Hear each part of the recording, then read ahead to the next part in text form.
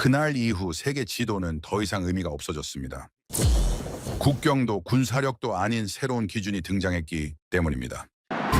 중국이 자원을 무기로 꺼내들었고 미국은 처음으로 대응 카드가 사라졌습니다. 유럽이 움직였고 일본이 조심스럽게 접촉했고 러시아마저 공식 발표 없이 방향을 틀기 시작했습니다. 모두가 한 지점을 바라보고 있었습니다. 태평양 한가운데. 그동안 세계 자원 지도에서 늘 비어있던 위치. 석유도 없고 가스도 없고 늘 수입에 의존해야 했던 나라의 선택지였습니다. 그곳에는 돈으로 살 수 없는 기술이 있었고 군사력으로는 넘볼 수 없는 축적이 있었습니다. 조선, 반도체, IT 서로 다른 세 개의 산업이 30년 넘게 하나로 엮여 만들어낸 결과였습니다. 그리고 세계는 뒤늦게 깨닫기 시작했습니다. 그동안 자원 없는 나라라 불리던 그 국가가 이미 새로운 기준이 되어 있었다는 사실을 말입니다. 그 이야기를 미국 국방부가 침묵했던 그날로부터 시작하겠습니다. 회의실은 보고가 끝났는데도 조용했습니다. 장성 12명이 앉아 있었고 보좌관 8명이 벽 쪽에 서 있었습니다만 평소라면 이 시점에 질문이 쏟아져 나왔어야 했습니다. 대안은 무엇입니까? 비용은 얼마나 듭니까? 시간은 얼마나 걸립니까? 30년간 국방부에서 일하면서 저는 수많은 회의를 지켜봤습니다만 질문 없는 회의는 단 한 번도 없었습니다. 그런데 그날은 아무도 입을 열지 않았습니다. 펜을 든 사람도 없었고 서류를 넘기는 소리조차 들리지 않았죠. 저는 그 침묵 속에서 깨달았습니다. 이건 질문이 없는 게 아니라 질문할 필요가 없는 상황이라는 걸 말입니다. 답이 없었기 때문입니다. 제 소개를 먼저 하겠습니다. 저는 리처드 블랙번입니다. 미 국방부 차관이며 전략자원과 안보 공급망을 총괄하고 있습니다. 이 일을 30년간 해왔습니다. 중동 에너지 위기를 관리했고 히토류 분쟁을 해결했으며 그 과정에서 미국이 한 번도 통제력을 잃은 적이 없었습니다. 그날까지는 제가 맡은 모든 위기를 관리할 수 있다고 믿었습니다. 2024년 9월 17일이었습니다. 백악관과 펜타곤의 합동회의였죠. 평소와 달리 누구도 늦지 않았고 누구도 커피를 들고 오지 않았으며 모두가 먼저 자리에 앉아 있었습니다. 회의실 분위기만으로도 알 수 있었습니다. 오늘 회의가 다르다는 걸 말입니다. 보고는 3분 만에 끝났습니다. 중국이 코발트 수출을 전면 통제한다고 공식 발표했습니다. 예고도 없었고 협상 여지도 제시되지 않았으며 국가 안보를 이유로 내세웠죠. 우리가 수십 년간 똑같이 써온 논리였기에 법적으로 반박할 명분도 없었습니다. 그리고 보고서에 숫자가 제시됐습니다. 미국 방산 시스템의 코발트 의존도는 78%였습니다. AI 기반 군사 체계는 더 높았죠. 83%였습니다. 드론 제어 시스템, 미사일 유도 장치, 감시 체계의 핵심 부품에 코발트가 필수적으로 들어갔고 대체 물질은 존재하지 않았습니다. 현재 비축부는 정확히 4개월 반이었습니다. 저는 그 보고서의 숫자들을 보면서 한 가지를 깨달았습니다. 우리가 지금껏 전쟁을 준비해온 게 아니라 사실은 전쟁을 허락받는 입장이었다는 걸 말입니다. 대안 검토가 시작됐습니다. 첫 번째 옵션은 외교 압박이었습니다만 중국은 WTO 규정을 어기지 않았습니다. 우리도 똑같이 해왔던 방식이었기에 국제법상으로 문제 삼을 근거가 전혀 없었죠.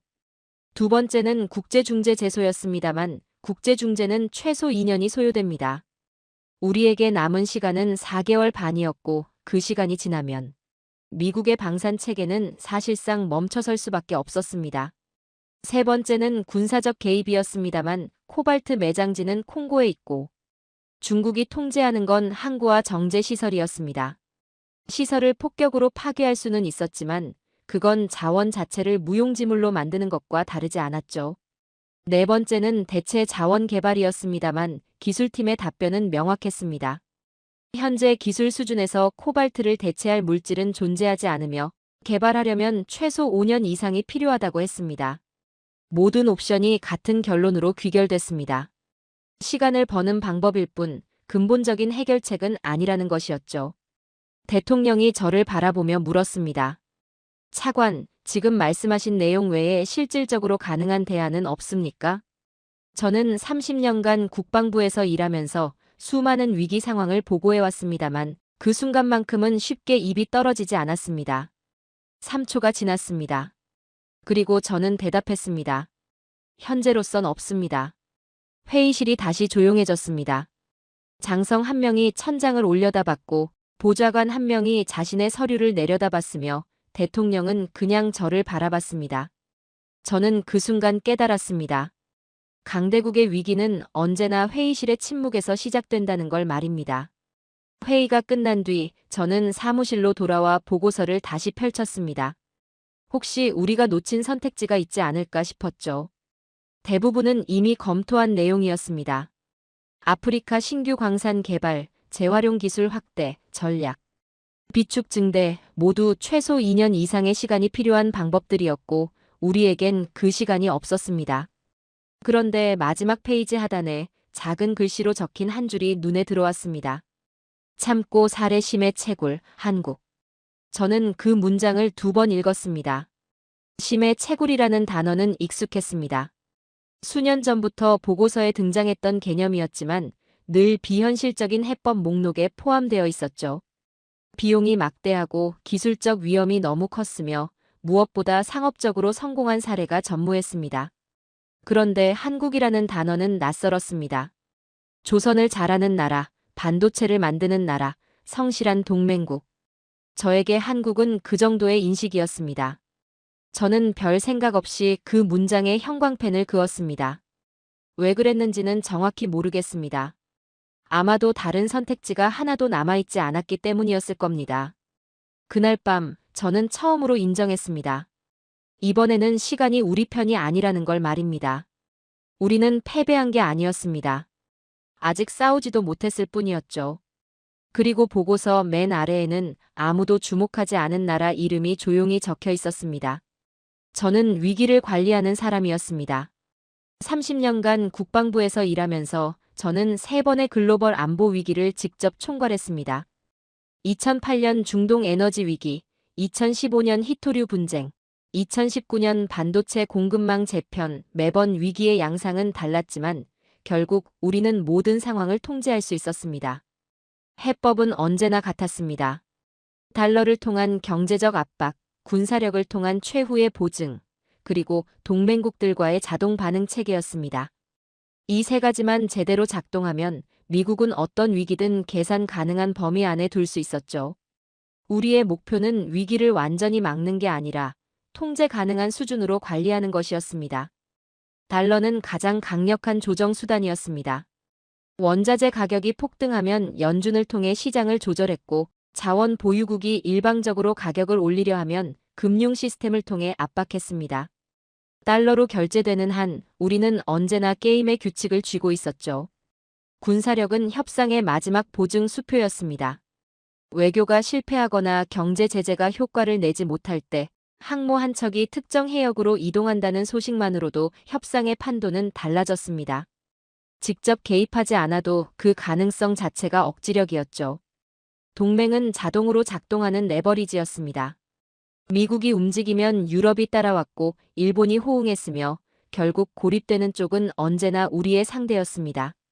이 시스템은 70년간 완벽하게 작동해왔고 2차 대전 이후 미국은 단 한 번도 자원 문제로 무릎을 꿇은 적이 없었습니다. 저는 이 공식을 의심한 적이 없었습니다. 제 아버지는 30년을 군에서 복무한 군인이었습니다. 베트남전에 참전했고 냉전 시기를 최전방에서 보냈으며 전역 후 제게 단 한 가지만 강조했습니다. 미국은 절대 즉흥적으로 움직이지 않는다. 항상 계산 안에서 움직이고 그게 바로 강대국이 강대국인 이유다. 국방부에서 일하면서 저는 그 말이 얼마나 정확한지 깨달았습니다. 미국은 감정적으로 반응하지 않았고 충동적으로 결정하지 않았으며 언제나 최소 3가지 이상의 시나리오를 준비한 뒤에 움직였습니다. 자원 위기도 언제나 같은 방식으로 접근했습니다. 석유가 부족하면 중동을 관리했고 히토류가 부족하면 대체 공급처를 개발했으며 반도체가 부족하면 동맹국들과 생산 라인을 재편했습니다. 문제는 항상 있었지만 진짜 위기로 발전한 적은 없었습니다. 우리에게는 시간이 있었고 선택지가 있었으며 무엇보다 상황을 통제할 수 있는 수단이 있었기 때문입니다. 그래서 저는 코발트 문제도 같은 방식으로 풀릴 거라고 생각했습니다. 중국이 코발트 수출을 통제한다는 보고를 받았을 때도 저는 이게 협상용 카드일 거라고 판단했습니다. 시간이 지나면 그들도 경제적 손실을 감당하지 못하고 협상 테이블로 돌아올 거라고 봤죠. 보고서의 숫자들은 충격적이었지만 저는 해법이 없을 거라곤 생각하지 않았습니다. 30년간 제가 경험한 모든 위기가 결국 해결됐으니까요. 하지만 회의실에서 모든 옵션이 하나씩 제시되고 또 하나씩 무너졌을 때 저는 깨달았습니다. 이번은 달랐습니다. 달러는 통하지 않았습니다. 중국은 이미 자체 결제 시스템을 구축해뒀고 금융 압박을 예상하고 있었습니다. 군사력은 의미가 없었습니다. 정제시설을 파괴하면 자원 자체가 무용지물이 되고 결국 우리가 더 큰 손해를 보는 구조였습니다. 동맹은 작동하지 않았습니다. 유럽도 일본도 모두 우리와 똑같은 상황이었고 오히려 우리에게 해법을 물어오고 있었습니다. 70년간 완벽하게 작동하던 공식이 그날 처음으로 멈춰섰습니다. 우리는 위기를 계산 안에 넣어왔습니다. 막은 게 아니라 관리 가능한 범위 안에 둬왔던 겁니다. 그런데 이번엔 계산 자체가 불가능했습니다. 미국은 언제나 마지막에 선택권을 가진 나라였습니다. 협상이 결렬되면 우리에게는 다른 카드가 있었고 그 카드는 언제나 효과가 있었습니다. 그런데 이번엔 카드 자체가 없었습니다. 확신은 때로 가장 위험한 정보입니다. 저는 그날 그걸 배웠습니다. 그리고 보고서 맨 아래에 조용히 적혀 있던 한국이라는 나라 이름을 다시 한번 바라봤습니다. 중국의 두 번째 발표는 첫 번째 발표로부터 일주일 후인 9월 24일에 나왔는데 이번엔 훨씬 조용했습니다. 코발트 수출 통제에 이어 이번엔 정제시설 가동을 단계적으로 축소한다는 내용이었습니다. 언론은 크게 다루지 않았고 시장도 즉각 반응하지 않았습니다만 저는 그 발표문을 3번이나 읽으며 뭔가 석연치 않다고 느꼈습니다. 수출을 통제하는 것만으로도 충분히 압박 효과를 낼 수 있는데 왜 굳이 생산까지 줄이는 겁니까? 수출 통제는 협상 카드로 쓸 수 있지만 생산 축소는 중국 자신도 손해를 보는 구조였습니다. 이건 협상용이 아니라 장기전을 준비하는 움직임처럼 보였습니다. 그날 오후 국방부 분석팀에서 긴급 보고가 올라왔습니다. 작성자는 레이첼 박이라는 30대 초반의 공급망 전문 분석관이었고 제가 2년 전 MIT에서 직접 스카우트해온 인재였습니다. 보고서 첫 문장은 이랬습니다. 이번 조치는 협상용 압박이 아닙니다. 공급망 전쟁의 시작입니다. 저는 즉시 레이첼을 불렀습니다. 박 분석관, 공급망 전쟁이라는 표현은 상당히 강한 진단인데 근거가 뭡니까? 레이첼은 준비해온 자료를 펼쳤습니다. 중국이 지난 5년간 콩고에 투자한 인프라 목록, 정제시설 확장 일정, 자국 내 소비 증가 추세, 그리고 심해, 채굴 기술 개발 현황까지 포함된 방대한 자료였습니다. 중국은 수출을 차단하면서 동시에 자체 생산 능력을 확대하고 있습니다. 이건 일시적 제재가 아니라 공급망 구조 자체를 재편하려는 장기 전략입니다. 그리고 한 가지 더 주목해야 할 게 있습니다. 뭡니까? 심해 채굴입니다. 중국도 개발 중이지만 아직 상업화에 성공하지 못했습니다. 대신 다른 나라의 성공 사례를 분석하고 있습니다. 어느 나라를 말하는 겁니까? 한국입니다. 저는 그 순간 첫 회의에서 봤던 보고서 마지막 줄이 떠올랐습니다. 한국은 3년 전부터 심해 채굴을 상업적으로 운용하고 있고 현재 수심 6,500m에서 안정적으로 작업합니다. 중국은 그 기술을 확보하려 움직이는데 우리는 아직 주목하지 않고 있습니다. 저는 잠시 생각했습니다. 30년간 국방부에서 일하면서 저는 이런 종류의 경고를 수없이 들어왔습니다. 젊은 분석관들은 늘 위기를 크게 평가했고 긴급하다고 주장했지만 대부분은 시간이 지나면 과장된 우려로 판명됐습니다. 경험은 데이터보다 강력한 판단 도구였습니다. 박 분석관, 지금 상황을 너무 비관적으로 보는 거 아닙니까? 실제 국제관계는 숫자만으로 움직이지 않습니다. 레이첼은 조심스럽게 대답했습니다. 차관님, 데이터는 과장하지 않습니다. 이번엔 정말 다릅니다. 저는 그의 보고서를 책상 위에 내려놓았습니다. 보고서는 검토하겠습니다. 하지만 현재로선 외교 채널을 통한 협상이 우선입니다. 레이첼은 더 이상 말하지 않고 나갔습니다. 저는 그날 국무부와 협의해서 중국과의 고위급 회담 일정을 2주 후로 확정했습니다. 시간은 충분하다고 판단했습니다. 경고는 언제나 경험 부족으로 치부됩니다. 10월 3일, 중국이 세 번째 발표를 했습니다. 코발트 수출 허가 대상국을 제한한다는 내용이었습니다. 전략적 파트너십 국가에만 허용하고 나머지는 전면 차단한다는 것이었고, 미국은 당연히 차단 대상이었습니다. 시장이 즉각 반응했습니다. 코발트 선물 가격이 48시간 만에 2배로 급등했고, 방산 기업 주가가 일제히 하락했으며 국방부 군수부서에서 긴급 보고가 올라왔습니다. 일부 생산 일정에 차질이 발생하고 있습니다. 현재 비축분으로는 3개월이 한계입니다. 불과 2주 전만 해도 4개월 반이었던 여유가 3개월로 줄어들었습니다. 저는 그제야 레이첼의 보고서를 다시 펼쳤습니다. 이번 조치는 협상용 압박이 아닙니다. 공급망 전쟁의 시작입니다. 저는 데이터를 믿었습니다. 숫자를 믿었고 과거 사례를 믿었으며 무엇보다 제 30년 경험을 믿었습니다. 그래서 틀렸습니다. 이건 협상이 아니었습니다.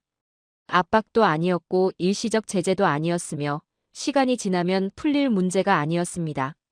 전쟁의 방식이었습니다. 총성 없는 전쟁, 협상 테이블 없는 압박, 시간 자체를 무기로 사용하는 새로운 형태의 충돌이었고 우리는 그 전쟁이 이미 시작됐다는 걸 한 박자 늦게 깨달았습니다. 판이 완전히 달랐습니다. 균열은 조용히 시작됐고 우리가 알아차렸을 때는 이미 벌어지고 있었습니다. 10월 10일 국방부는 전체 AI 기반 군사 체계에 대한 전수 점검을 지시했습니다. 코발트가 정확히 어디에 얼마나 들어가는지, 대체 가능한 부품은 무엇인지, 생산 지연 시 어떤 시스템이 먼저 영향을 받는지 모든 걸 다시 확인해야 했습니다. 보고서는 3일 만에 올라왔고 저는 그 보고서를 받아들고 회의실 문을 닫았습니다. 혼자 읽고 싶었기 때문입니다. 첫 페이지를 펼쳤을 때 제일 먼저 눈에 들어온 건 드론 제어 시스템이었습니다. 미 공군이 운용하는 MQ-9 리퍼 드론의 핵심 회로. 기판에 코발트가 필수 소재로 들어갔고 대체재는 존재하지 않았습니다. 현재 생산 중인 드론 240대 중 180대가 이미 부품 조달 지연으로 일정이 밀리고 있었습니다. 두 번째는 미사일 유도 장치였습니다. 정밀 타격 미사일의 GPS 신호 처리 칩에 코발트 합금이 사용됐고 이 부품 없이는 오차 범위가 10배 이상 벌어졌습니다. 차세대 미사일 시스템 전체가 생산 중단 위기에 놓여 있었습니다. 세 번째는 AI 기반 감시 체계였습니다. 위성 영상 분석, 통신 감청, 사이버 방어 시스템의 서버 구조의 고성능 배터리가 필수였고 그 배터리의 핵심 소재가 코발트였습니다. 이 시스템들은 24시간 가동되어야 했기에 교체 주기를 늘릴 수도 없었습니다. 저는 보고서를 넘기면서 한 가지를 깨달았습니다. 우리는 자원을 잃는 게 아니라 시간을 잃고 있었습니다. 코발트가 없으면 드론은 날지 못했고 미사일은 목표물을 맞히지 못했으며 감시 시스템은 멈췄습니다. 그리고 이 모든 게 3개월 안에 현실이 될 수 있었습니다. 저는 즉시 합참의장과 통화했습니다. 의장님, AI 군사체계 점검 보고서를 보셨습니까? 봤습니다. 예상보다 심각합니다. 이건 더 이상 자원 문제가 아닙니다. 압니다. 국가 안보 문제입니다. 그날 오후 긴급 전략회의가 소집됐습니다. 합참의장, 육해공군 참모총장, 국방부 주요 부서장들이 모두 참석했고 회의 주제는 단 한 가지였습니다. 코발트 부족이 군사작전에 미치는 영향. 공군 참모총장이 먼저 보고했습니다. 현재 드론 작전 능력은 60일 후부터 감소하기 시작합니다. 90일 후에는 신규 출격이 불가능해지고 120일 후에는 현재 배치된 드론의 정비조차 어려워집니다. 해군 참모총장이 이어서 말했습니다. 이지스 시스템의 일부 센서도 영향을 받습니다. 교체 주기가 짧아지면서 재고가 빠르게 소진되고 있고 신규 생산이 중단되면 함대 방어 능력에 공백이 생깁니다. 육군 참모총장의 보고는 더 직접적이었습니다. 지상 작전용 통신 장비와 야간 감시 장비의 배터리 수급이 문제입니다. 비축분이 바닥나면 작전 지속 시간이 현재의 절반으로 줄어듭니다. 저는 그 보고들을 들으면서 하나의 결론에 도달했습니다. AI는 기술이 아니었습니다. 무기였습니다. 21세기 전쟁에서 AI 없는 군대는 20세기 전쟁에서 레이더 없는 군대와 같았습니다. 볼 수 없고 맞힐 수 없으며 방어할 수 없었습니다. 합참의장이 물었습니다. 차관, 외교적 해법은 진전이 있습니까? 고위급 회담이 예정되어 있습니다만 중국의 태도로 봐서는 단기간 내 해결을 기대하기 어렵습니다. 그럼 우리에게 남은 선택지는 뭡니까? 저는 잠시 침묵했습니다. 현재로선 두 가지입니다. 작전 일정을 재조정해서 시간을 벌거나 대체 공급원을 찾는 겁니다. 대체 공급원이 있습니까? 심해 채굴을 검토하고 있습니다. 미 해군의 심해 채굴 능력을 말하는 겁니까? 아닙니다. 우리 기술로는 상업적 채굴이 불가능합니다. 다른 나라의 사례를 분석 중입니다. 어느 나라입니까? 한국입니다. 회의실이 잠시 조용해졌습니다. 합참의장이 다시 물었습니다. 한국이 심해 채굴을 하고 있습니까? 네, 3년 전부터 상업적으로 운용 중입니다. 상세 보고서가 일주일 내로 완성될 예정입니다. 빠르게 진행하십시오. 우리에게 시간이 많지 않습니다. 회의가 끝난 뒤 저는 사무실로 돌아와 창밖을 바라봤습니다. 공급망은 더 이상 물류가 아니었습니다. 전선이었습니다. 총알이 떨어지면 전투가 멈추듯이 코발트가 떨어지면 AI 무기 체계가 멈췄습니다. 차이가 있다면 총알은 3개월이면 만들 수 있지만 코발트는 3개월 안에 확보할 방법이 없다는 것이었습니다. 그날부터 숫자는 전투 보고서가 되었습니다. 비축량, 소진 속도, 생산 지연 일수, 작전 가능 기간, 모든 숫자가 군사작전 계획과 직결됐고 하루가 지날 때마다 우리가 쓸 수 있는 카드는 줄어들었습니다. 저는 책상 위에 놓인 한국 관련 자료를 다시 펼쳤습니다. 이제 이건 단순한 참고 사례가 아니었습니다. 레이첼이 제출한 대체 자원 보고서는 200페이지가 넘었습니다. 3주 동안 전 세계 코발트 공급 가능 지역을 전수조사한 결과였고 지질학자, 광산 전문가, 경제 분석가들이 모두 참여한 종합 보고서였습니다. 저는 그 보고서를 이틀 동안 읽었고 읽을수록 선택지가 좁아지는 걸 느꼈습니다. 첫 번째 검토 대상은 아프리카 신규 광산 개발이었습니다. 콩고 외에 잠비아와 모잠비크에도 코발트 매장지가 확인됐고 이론적으로는 채굴이 가능했습니다. 하지만 문제는 시간이었습니다. 광산 개발 허가를 받는 데만 최소 18개월이 걸렸고 인프라 구축에 추가로 2년이 필요했으며 실제 생산까지는 최소 4년이 소요됐습니다. 우리에게 남은 시간은 3개월이었습니다. 두 번째는 남미 광산 재가동이었습니다. 칠레와 볼리비아에 폐쇄된 구리 광산들이 있었고 그곳에서 부산물로 코발트를 추출할 수 있었습니다. 하지만 폐광을 재가동하려면 환경평가를 다시 받아야 했고 낡은 설비를 교체해야 했으며 무엇보다 생산량 자체가 우리 수요의 20%도 채우지 못했습니다. 세 번째는 재활용 기술 확대였습니다. 이미 사용된 배터리와 전자기기에서 코발트를 추출하는 기술은 존재했고 일부 기업들이 상업적으로 운용하고 있었습니다. 하지만 재활용으로 확보할 수 있는 양은 전체 수요의 15% 수준이었고 그마저도 회수율을 높이려면 새로운 설비 투자가 필요했으며 역시 시간이 문제였습니다. 네 번째는 해저 광산 개발이었습니다. 태평양 심해 지역에 망간 단괴라는 광물 덩어리가 널려 있고 그 안에 코발트가 포함되어 있다는 건 오래전부터 알려진 사실이었습니다. 문제는 그게 수십 6,000m 아래에 있다는 것이었습니다. 저는 심해 채굴 섹션을 펼쳤습니다. 보고서는 기술적 난이도부터 설명했습니다. 수십 6,000m는 수압이 평방센티미터당 600kg에 달하는 환경이었고 그곳에서 작동할 수 있는 장비는 극히 제한적이었습니다. 채굴 로봇을 내려보내는 것까지는 가능했지만 채굴한 광물을 안정적으로 끌어올리는 게 문제였고 해저 환경을 파괴하지 않으면서 작업하는 건 더 큰 문제였습니다. 비용 추정치도 나와 있었습니다. 시험 채굴 단계만 30억 달러, 상업적 생산 체계를 구축하려면 추가로 100억 달러 이상이 필요했고 그것도 기술적으로 성공한다는 전제하에서였습니다.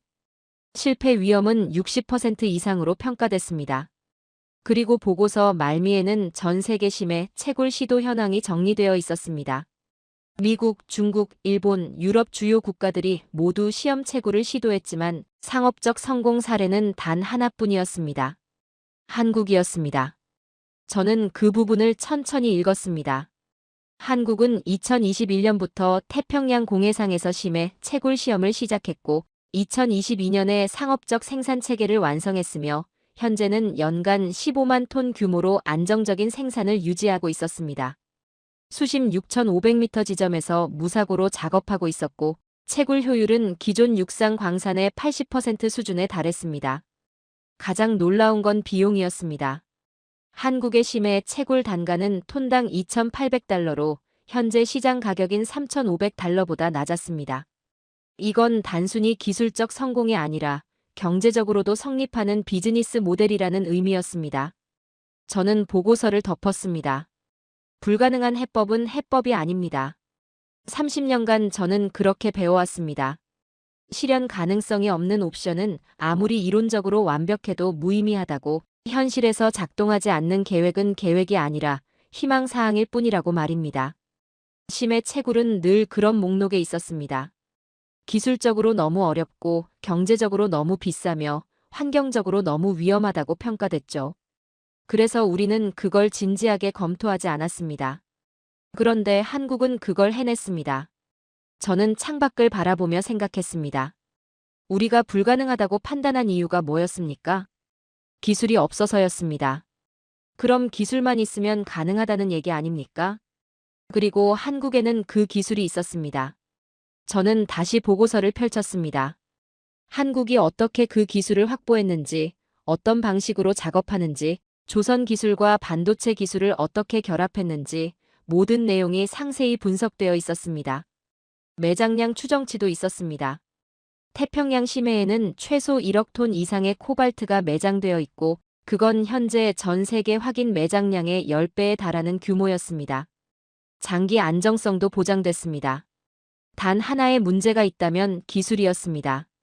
그리고 그 기술을 가진 나라는 현재 단 한 곳뿐이었습니다. 저는 레이첼에게 전화를 걸었습니다. 박 분석관, 한국 심해 채굴 기술에 대한 추가 보고서를 준비해 주시오. 기술 이전 가능성, 협력 방안, 모든 걸 포함해서 말이오. 알겠습니다, 차관님. 보고서 맨 아래에는 다시 그 문장이 있었습니다. 참고 사례 한국. 이제 이건 참고 사례가 아니었습니다. 유일한 사례였습니다. 11월 5일 미 해군 주도로 심해 채굴 시험이 시작됐습니다. 태평양 공해상 하와이에서 남서쪽으로 1200마일 떨어진 지점이었고 해군 연구소와 방산 기업 3개사가 컨소시엄을 구성해서 진행하는 프로젝트였습니다. 예산은 12억 달러가 투입됐고 최신 잠수정과 원격 조종 로봇이 동원됐으며 해군 엔지니어 80명과 민간 전문가 40명이 현장에 배치됐습니다. 저는 그 프로젝트에 상당한 기대를 걸고 있었습니다. 미 해군은 세계 최강의 해양 작전 능력을 보유하고 있었고 우리의 군사 기술은 어떤 환경에서도 작동하도록 설계되어 있었으면 무엇보다 우리에게는 예산과 인력과 시간을 집중 투입할 수 있는 체계가 있었습니다. 심해 채굴이 기술적으로 어렵다는 건 알고 있었지만 불가능하다고는 생각하지 않았습니다. 성공하면 게임 체인저가 될 거라고 판단했습니다. 첫 주 보고는 긍정적이었습니다. 잠수정이 목표 수심인 6,000m까지 도달했고 망간 단괴 샘플 채취에 성공했으며 장비는 정상 작동하고 있다는 내용이었습니다. 저는 그 보고를 받고 합참의장에게 즉시 공유했습니다. 의장님, 심해 채굴 시험이 순조롭게 진행되고 있습니다. 좋은 소식입니다. 계속 모니터링 하십시오. 하지만 2주차 보고부터 분위기가 달라지기 시작했습니다. 채굴 로봇이 해저면에서 작업 중 수압으로 인해 유압 시스템이 파손됐고 긴급 인양 후 수리에 3일이 걸렸습니다. 재투입 후 다시 작업을 시작했지만 이번엔 케이블 연결 부위에서 누전이 발생했고 로봇을 다시 끌어올려야 했습니다. 3주차에는 더 심각한 문제가 발생했습니다. 채굴한 광물을 수면으로 끌어올리는 파이프 시스템에서 압력 불균형이 생기면서 파이프 일부가 파손됐고 교체 부품을 공수하는 데만 일주일이 소요됐습니다. 작업은 계속 중단과 재개를 반복했고 실제 채굴이 이루어진 시간은 전체의 30%도 되지 않았습니다. 4주차 보고서는 더 이상 긍정적이지 않았습니다. 현재까지 누적 채굴량 180톤. 목표 대비 18% 달성. 저는 그 숫자를 보고 계산기를 꺼냈습니다. 하루 평균 채굴량은 약 6.4톤이었습니다. 우리가 필요한 양은 하루 최소 500톤이었고 상업적으로 의미가 있으려면 1000톤 이상이어야 했습니다. 현재 속도로는 목표량의 1%도 채우지 못했습니다. 더 큰 문제는 비용이었습니다. 4주간 12억 달러를 투입해서 180톤을 채굴했으니 톤당 비용은 약 670만 달러였습니다. 시장 가격이 톤당 3,500달러였으니 비용이 1,900배나 높았습니다. 이건 시험 단계라서 비용이 높은 게 아니었습니다. 구조적으로 불가능한 겁니다. 저는 현장 책임자에게 직접 전화를 걸었습니다. 책임자, 현재 작업 속도를 10배로 높일 수 있습니까?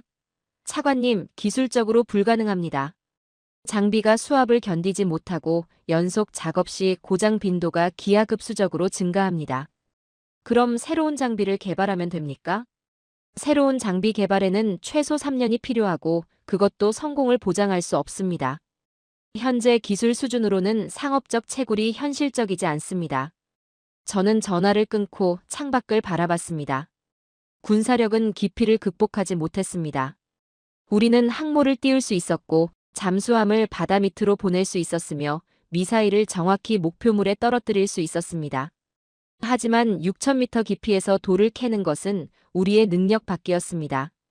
12월 1일 최종 보고서가 제출됐습니다. 보고서 결론은 명확했습니다.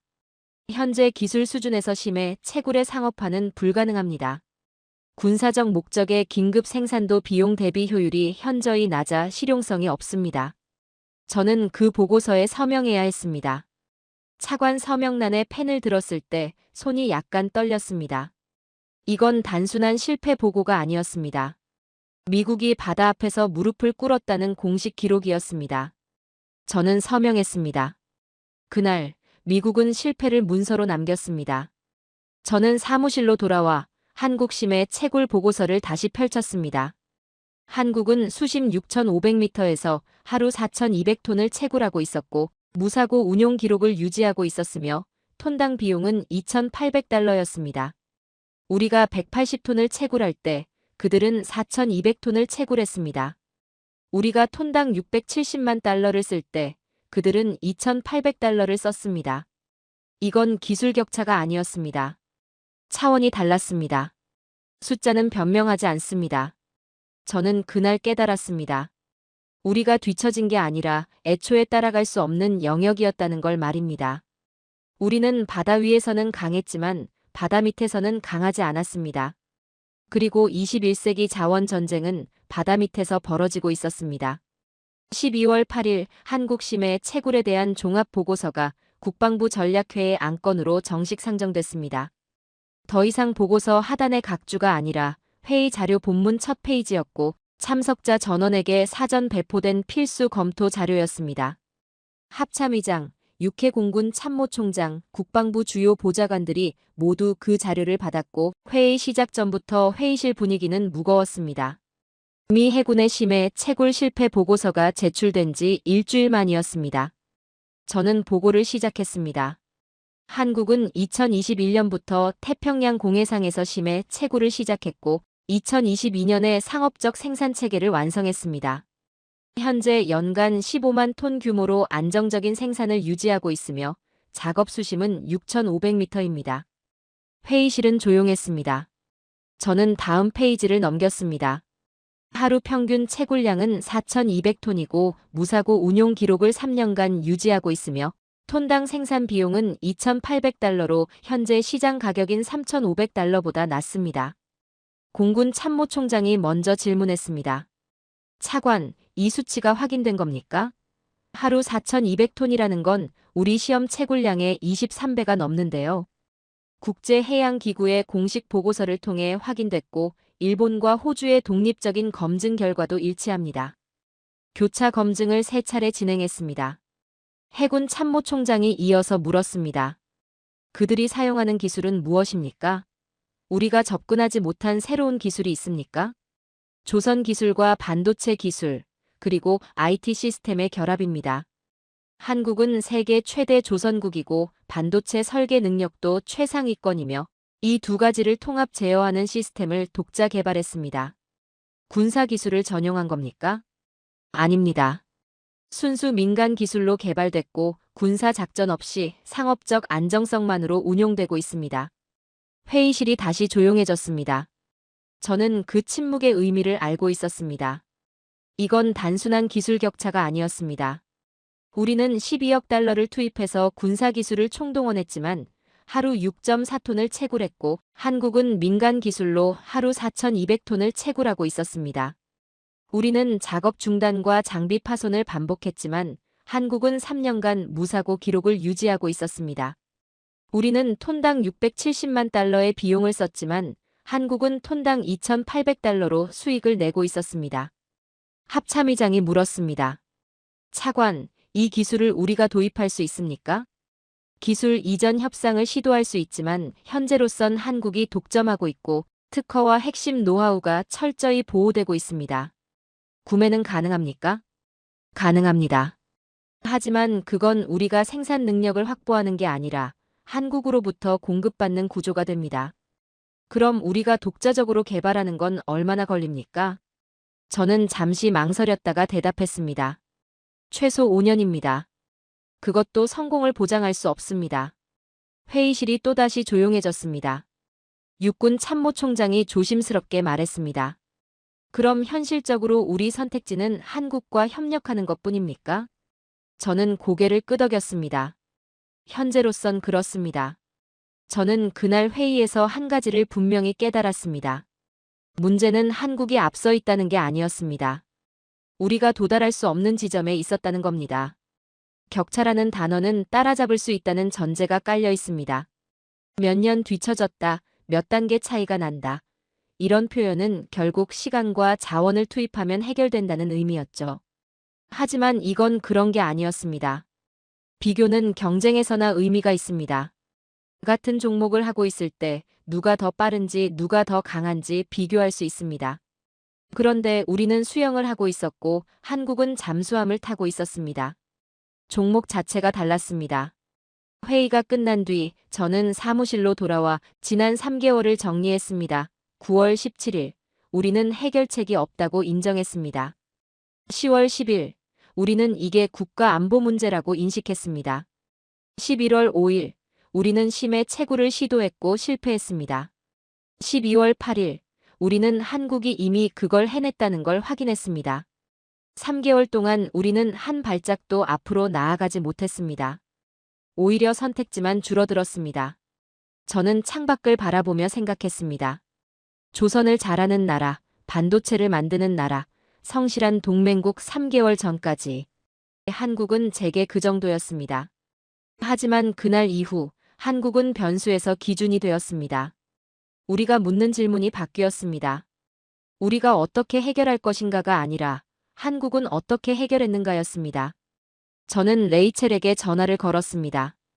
박 분석관, 한국과의 협력 방안을 구체적으로 검토해 주시오. 기술 도입, 공동 개발, 직접 구매, 모든 옵션을 포함해서 말이오. 알겠습니다, 차관님. 전화를 끊고 저는 다시 한국 보고서를 펼쳤습니다. 숫자는 여전히 같았습니다. 수심 6,500m, 하루 4,200톤, 무사고 3년, 톤당 2,800달러. 하지만 그 숫자가 의미하는 건 완전히 달라졌습니다. 이제 이건 참고 자료가 아니었습니다. 우리의 유일한 해법이었습니다. 12월 15일 제 책상 위에 5개의 외교 전문이 동시에 올라왔습니다. 중국이 한국과 전략적 자원 협력 MOU를 체결했다는 소식, 일본이 한국 기업과 심해 채굴 공동 연구 협약을 발표했다는 뉴스, EU가 한국의 특사를 파견했다는 보고, 러시아가 북극해 공동 개발을 제안했다는 정보, 그리고 호주가 태평양 자원 협력 체계 구축을 요청했다는 문서였습니다. 모두 같은 줄을 안에 일어난 일들이었고 모두 한국을 중심으로 움직이는 내용이었습니다. 저는 그 전문들을 하나씩 읽으며 한 가지를 깨달았습니다. 우리만 움직인 게 아니었습니다. 전 세계가 동시에 움직이고 있었습니다. 중국은 코발트 수출을 통제하면서도 한국과는 별도 채널을 열었습니다. 자원 전쟁을 선포한 당사자가 유일한 대체 공급원과 손을 잡은 겁니다. 이건 단순한 외교가 아니라 전략적 선점이었고 우리가 망설이는 동안 중국은 이미 움직였습니다. 일본은 더 빨랐습니다. 한국과 같은 반도체 동맹 구조에 있었고 지리적으로도 가까웠으며 기술 협력 명분도 충분했습니다. 그들은 군사적 필요성이 아니라 경제적 기회로 접근했고 한국도 그 제안을 받아들였습니다. 이유는 정중했습니다. 기후변화와 지속 가능한 자원 개발이라는 명분을 내세웠고 한국의 환경 기술을 높이 평가한다는 수사를 사용했으며 장기적 파트너십을 제안했습니다. 외교적으로 완벽한 접근이었고 한국은 환영 의사를 표명했습니다. 러시아도 움직였습니다. 북극해 자원 개발이라는 새로운 영역을 제시했고 한국의 기술이 필요하다고 명시했으며 수익 배분 조건까지 구체적으로 제안했습니다. 모두가 동시에 줄을 서고 있었습니다. 하지만 이상한 점이 있었습니다. 한국은 서두르지 않았습니다. 중국의 제안에 즉답하지 않았고 일본과의 협약도 단계적으로 진행했으며 EU 특사를 만났지만 구체적 약속은 하지 않았고 러시아 제안은 검토 중이라고만 답했습니다. 급하게 움직이는 쪽은 각국 정부들이었고 한국은 그저 조용히 대응하고 있었습니다. 저는 그 보고서들을 보며 생각했습니다. 이건 협상이 아니었습니다. 협상은 양쪽이 원하는 게 있을 때 성립합니다. 한쪽은 자원을 원하고 다른 쪽은 돈이나 기술이나 안보를 원하는 구조였죠. 그런데 지금은 모든 나라가 한국을 원하고 있었고 한국은 그저 선택할 수 있는 위치에 있었습니다. 저는 국무부 담당자에게 전화를 걸었습니다. 한국과의 고위급 회담 일정은 어떻게 됐습니까? 아직 최종 확정되지 않았습니다. 한국 측에서 내부 검토가 필요하다고 했습니다. 내부 검토요? 우리가 제안한 게 3주 전인데요. 압니다. 하지만 현재 한국은 여러 국가와 동시에 협의 중이고 우리 제안만 우선 처리해 줄 수는 없다는 입장입니다. 저는 전화를 끊고 지도를 펼쳤습니다. 태평양 자원 지도였습니다. 3개월 전까지만 해도. 이 지도의 중심은 콩고였고 콩고를 통제하는 중국이었으며 중국을 견제하는 미국이었습니다. 단순한 구조였고 우리는 그 구조 안에서 움직이는 방법을 알고 있었습니다. 그런데 지금은 달랐습니다. 지도의 중심이 태평양 한가운데로 이동했고 그 중심에는 한국의 심해 채굴 기지가 표시되어 있었으면 각국의 외교 라인이 모두 그곳으로 향하고 있었습니다. 자원의 흐름이 바뀌었고 공급망의 축이 이동했으며 전략적 요충지가 재편되고 있었습니다. 저는 전략기획실장을 불렀습니다. 실장, 현재 태평양 전략 문서를 전면 수정해야 합니다. 어떤 방향으로 수정해야 합니까? 한국을 중심으로 재구성하십시오. 동맹 구조가 아니라 자원 공급 구조로 말입니다. 차관님, 그건 동맹 관계의 근본적 재정의를 의미합니다. 압니다. 하지만 현실이 그렇게 움직이고 있습니다. 저는 그날 밤 국방장관에게 보고서를 제출했습니다. 제목은 태평양 자원 안보 체계 재편에 대한 긴급 보고였고 핵심 내용은 단 한 줄로 요약됐습니다. 한국의 심해 채굴 기술은 단순한 기술적 우위가 아니라 새로운 전략적 질서의 시작입니다. 보고서 말미에 저는 이렇게 썼습니다.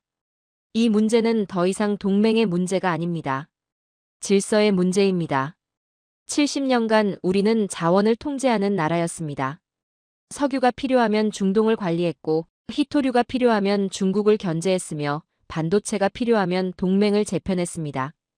자원의 흐름을 우리가 결정했고 공급망의 규칙을 우리가 만들었으며 질서의 중심에 우리가 있었습니다. 그런데 그날 이후 세계는 질문을 바꿨습니다. 누가 강한가가 아니라 누가 먼저 준비했는가였습니다. 누가 자원을 가졌는가가 아니라 누가 자원을 만들어낼 수 있는가였습니다. 한국은 요구하지 않았습니다. 협상을 서두르지도 않았고 조건을 내세우지도 않았으며 압박하지도 않았습니다. 그냥 세계가 먼저 움직였습니다. 그리고 우리는 그 줄 끝에 서 있었습니다. 저는 창밖을 바라보며 지난 3개월을 떠올렸습니다. 9월에 우리는 해결책이 없다고 인정했고 10월에 시간이 부족하다고 깨달았으며 11월에 우리 기술로는 불가능하다고 확인했고 12월에 한국만이 가능하다는 걸 인정했습니다. 그리고 지금 세계 질서가 조용히 이동하고 있었습니다. 오늘 영상은 여기까지입니다. 도움이 되셨다면 좋아요와 구독 알림 설정까지 부탁드려요. 다음 영상에서도 더 유익한 내용으로 찾아뵙겠습니다. 시청해주셔서 감사합니다.